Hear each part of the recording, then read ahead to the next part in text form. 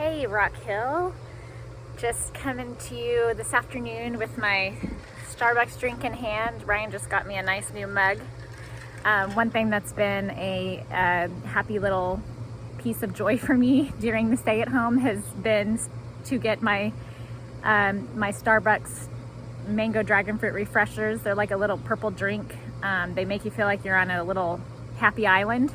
And so I've got my little drink in hand, and I just wanted to share with you a verse that I have been mulling over just probably in the last couple of days, looking at Hebrews chapter 6, really verses 11 and 12, but up in 10, it's talking about how God does not forget the work that we've done and the love that we have shown others in His name.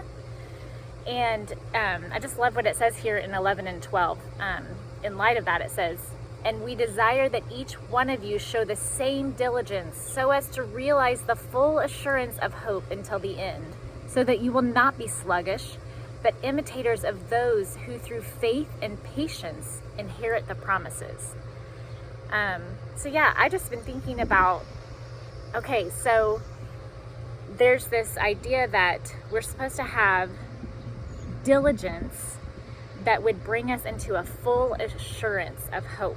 A full assurance of hope. So there's something about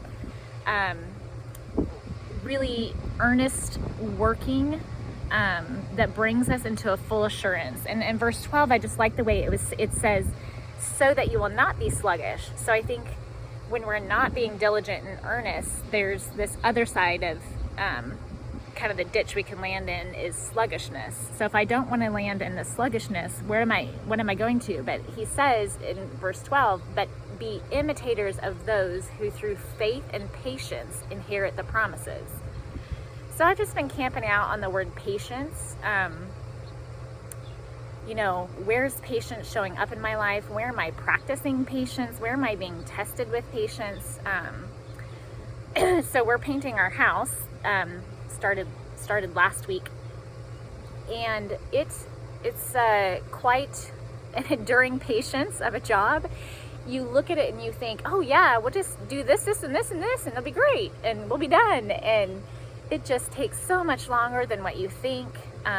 The real meticulousness of like cutting in and getting the edges on the trim, just getting that line straight, so that it doesn't, the line doesn't look wonky when someone else is walking by and looking at it.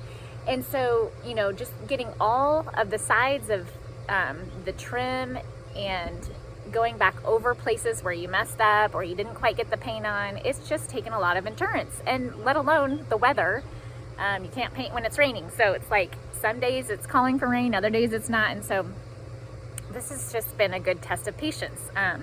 Another small test of patience in my life is when I find that I have gotten lazy and have quit my working out, and then I go back to working out, and I have to go back like a level. A lot of times when I'm working out, I'm just on my computer and I'm doing like HIIT workouts, and so you can choose on there if you do a level 3 or a level 4, and I know that I'm starting over again if I have to start at a level 3, and it takes me about a week or two of doing workouts on a level 3 before I can finally get myself back to a level 4. And I can tell that my endurance starts to build back up. So, that's another example in my life of just like humble, patient endurance. But I also found myself just thinking about what are ways that I'm choosing to endure even when I don't necessarily see the fullness of results. And I think the biggest thing in my life is just discipleship, just stepping into the calling that Jesus gave us before He left earth, was to go and make disciples. And that can show up just amongst meeting with KU students, but also just in discipling my own children. That's essentially an 18-year job, and it doesn't really quit at 18, but they oftentimes will leave your home at some point after that. But just day to day, what does it look like for me to patiently endure and invest in a way that is gonna, when I do that, the results of investing in a diligent way, the scriptures say that's going to bring me full assurance of hope. And so, yeah, I've just been thinking about how do I continue just to do that well? I want to be diligent about the ways that God is asking me to be faithful, because he's telling me that when I do that, it's going to allow me to have a full assurance of hope. And hope is a really great thing, right? I mean, I don't know how we would make it through this day at home without hope that there's going to be a brighter day and we can maybe get out and go to a restaurant to eat with friends, or that we could hug a friend even. That alone is a test of patient endurance, that's for sure. But just the idea of a full assurance of hope, I just think that that's such a thing that we need. We need hope.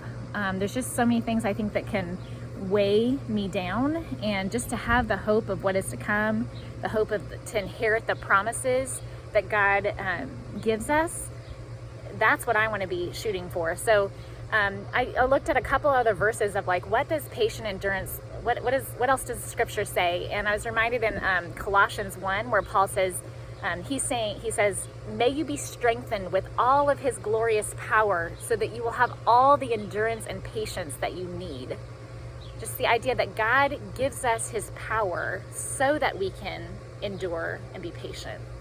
I love Hebrews 12, where it talks about, since we are surrounded by such a great cloud of witnesses, let us put everything aside and the sin that so easily entangles us, and let us run with endurance the race that's set out before us.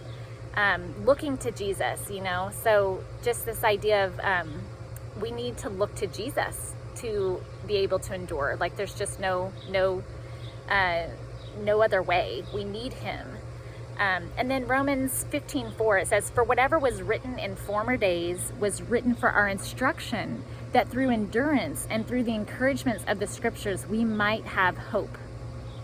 So the fact that the scriptures themselves, they're written for our instruction so that we can have endurance and encouragement that will lead to hope.